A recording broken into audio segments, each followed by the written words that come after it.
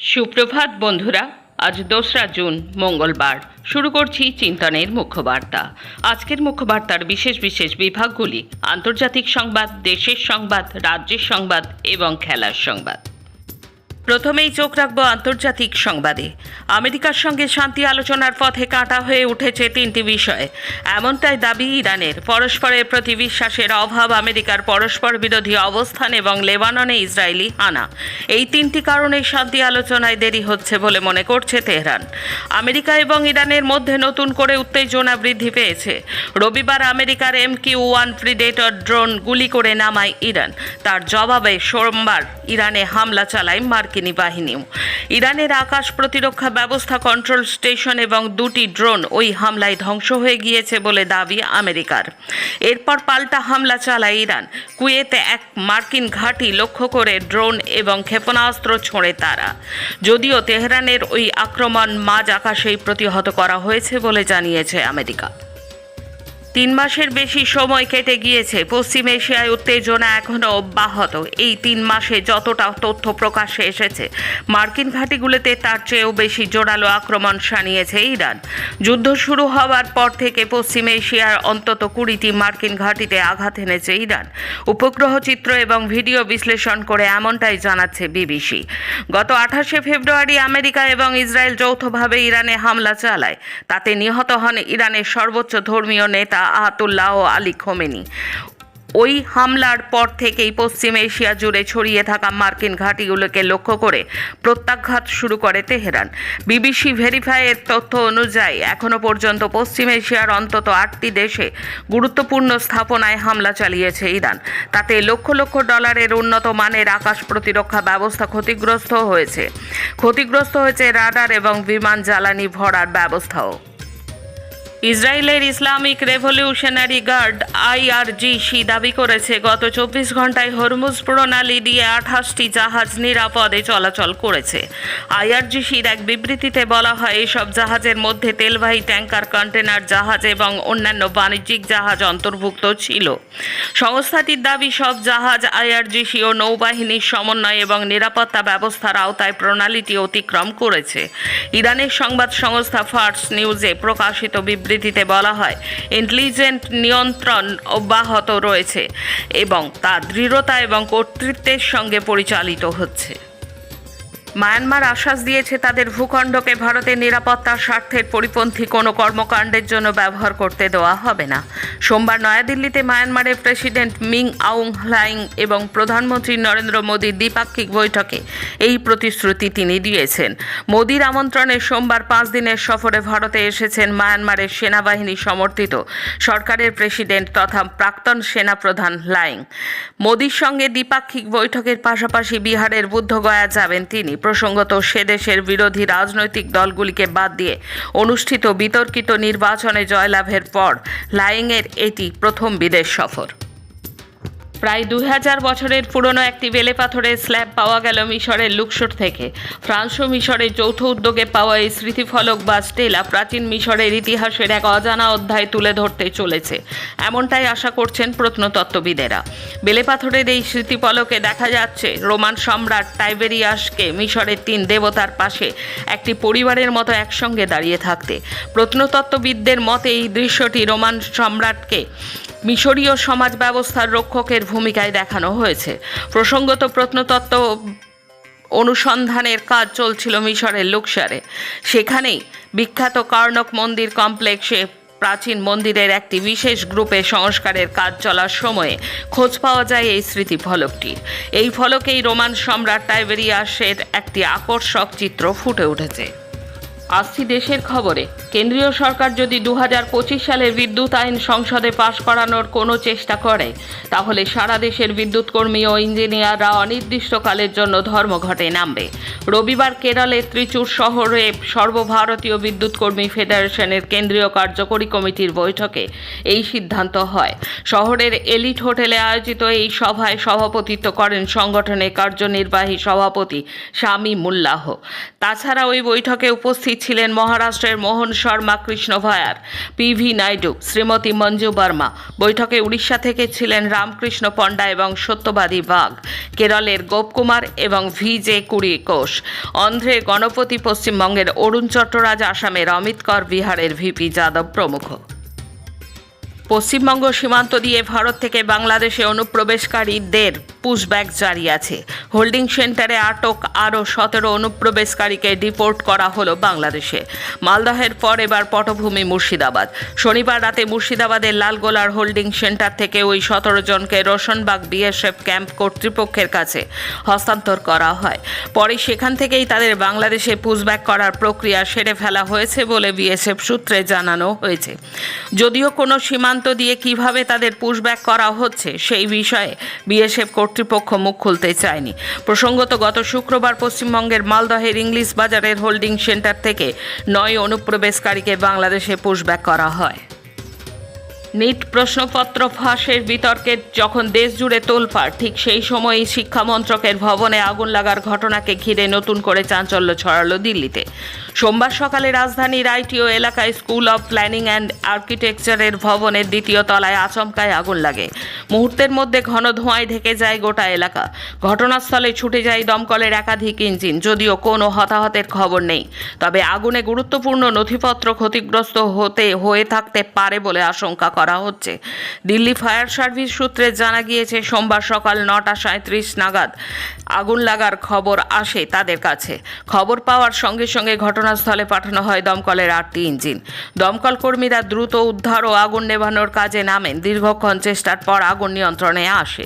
এই অগ্নিকাণ্ডে কতটা ক্ষয়ক্ষতি হয়েছে তা এখনও স্পষ্ট নয়।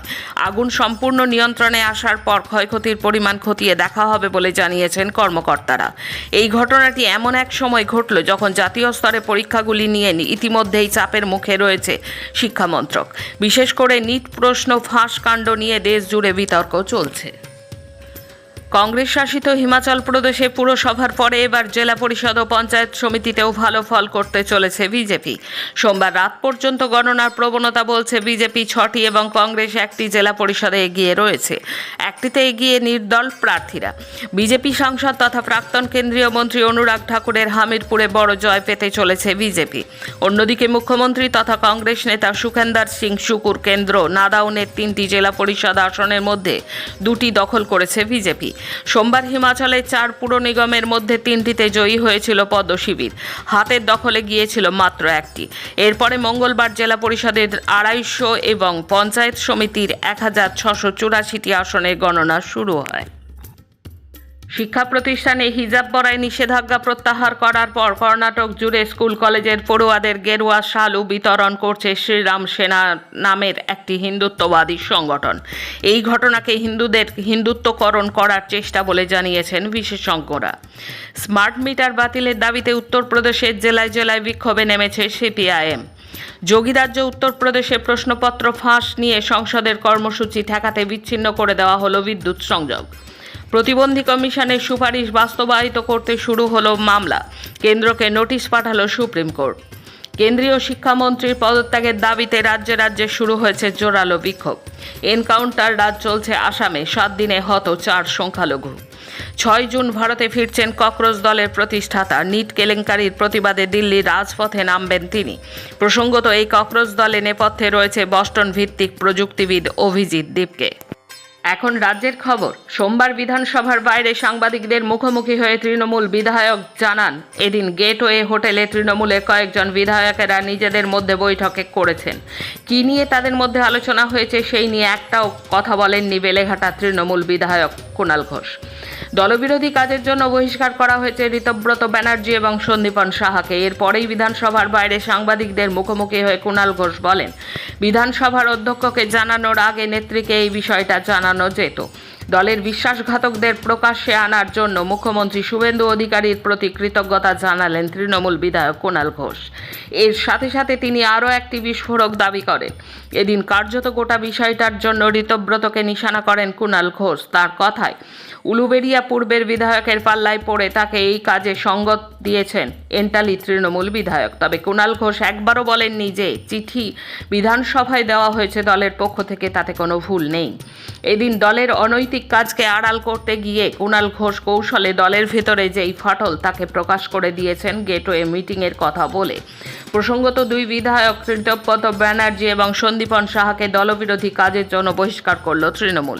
এদিন তৃণমূলের বিধায়কদের সই জাল বিষয়কে কেন্দ্র করে বিস্ফোরক দাবি করেন মুখ্যমন্ত্রী। নবান্ন থেকে সাংবাদিক সম্মেলন করে তিনি বলেন, তৃণমূলে 14 জন বিধায়কের সই নেই, ব্লক লেটারে তাদের নাম লেখা, এটা কোনো সই নয়। এরপরেই তিনি বলেন, তৃণমূলের দুই বিধায়ক ঋতব্রত ব্যানার্জি এবং সন্দীপন সাহা এই বিষয়ে 27 মে হেয়ার স্ট্রিট থানায় লিখিত অভিযোগ জানায়।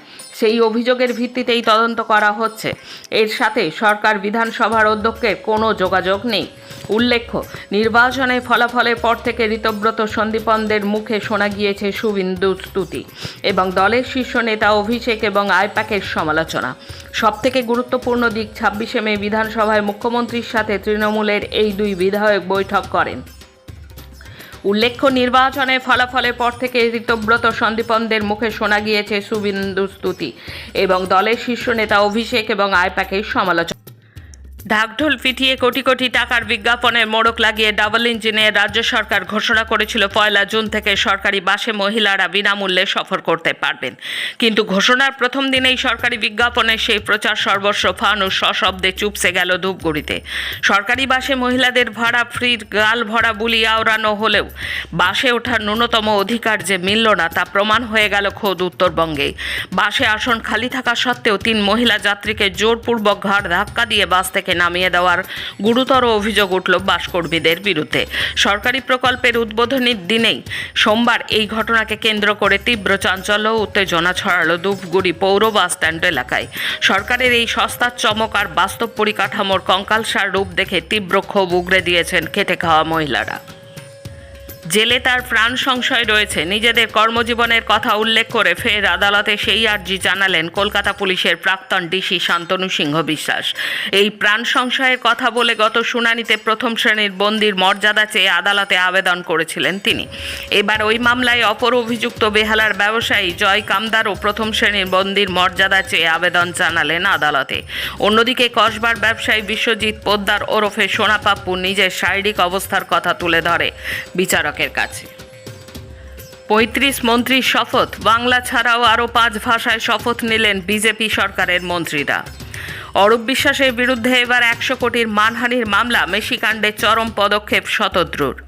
দলবিরোধী কার্যকলাপের অভিযোগে উলুবেড়িয়া পূর্বের বিধায়ক ঋতব্রত বন্দ্যোপাধ্যায় ও এন্টালির বিধায়ক সন্দীপন সাহাকে বহিষ্কার করল তৃণমূল কংগ্রেস। এই বহিষ্কারের পর রাজ্য রাজনীতিতে জোর চর্চা, তাদের বিধায়ক পদও কি এবার হাতছাড়া হবে? বিশেষজ্ঞদের মতে দলবিরোধী কার্যকলাপের কারণে দল তাদের বহিষ্কার করলেও সাংবিধানিক নিয়ম অনুযায়ী দলত্যাগ বিরোধী আইনে তাদের বিধায়ক পদ থাকবে। শেষে খেলার খবর, আইপিএলে জয়ী হল বেঙ্গালুরু। গুজরাট টাইটান্সকে 5 উইকেটে হারিয়ে টানা দ্বিতীয়বারও নিজেদের ইতিহাসে দ্বিতীয় আইপিএল শিরোপা জিতেছে রয়্যাল চ্যালেঞ্জার্স বেঙ্গালুরু। শিরোপা জয়ের পর দলের অধিনায়ক রজত পাটিদার নিজের নতুন লক্ষ্য হিসেবে জানিয়েছেন পরের বছরও চ্যাম্পিয়ন হয়ে হ্যাট্রিক ট্রফি জয় করবে। 4 বছর পর আবার টেনিস কোর্টে ফিরতে চলেছেন সেরিনা উইলিয়ামস। আমেরিকার টেনিস খেলোয়াড় সোমবার জানিয়ে দিয়েছেন চলতি মাসে ইংল্যান্ডের কুইন্স চ্যাম্পিয়নশিপে খেলবেন তিনি। দীর্ঘদিন বাদে প্রথম সারির একটি প্রতিযোগিতায় নামতে চলেছেন তিনি। তর্কাতীতভাবে সর্বকালের অন্যতম সেরা মহিলা ক্রীড়াবিদ কুইন্সে ডাবলস বিভাগে খেলবেন কানাডার তরুণী ভিক্টোরিয়া এমবাকোর সঙ্গে জুটি বেঁধে। আজকের মুখ্য বার্তা এই পর্যন্ত। নমস্কার।